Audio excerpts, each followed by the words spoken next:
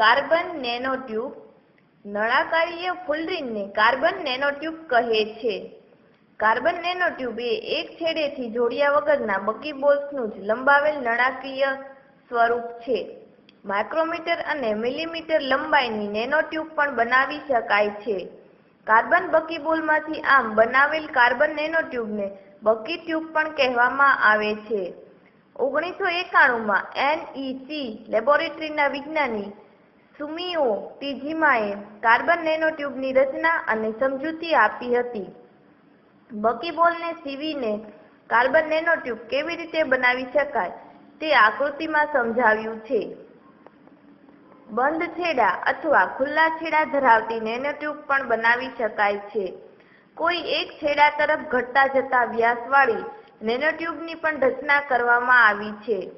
Single વોલ્ડ nanotube અને multi વોલ્ડ nanotube પણ હોય છે.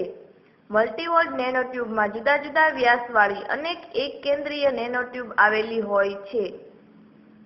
કાર્બન નેનોબર્ડ્સ. કાર્બન નેનોબર્ડ્સ એ કાર્બનનું નવું શોધાયેલું સ્વરૂપ છે, જેમાં ફુલરીન બર્ડને કાર્બન નેનોટ્યુબના બહારના ભાગમાં સહસંયોજક બંધથી જોડવામાં આવે છે. આ સંકર રચના ફુલરીન અને નેનોટ્યુબ એમ બંનેના મિશ્ર ગુણધર્મો ધરાવે છે.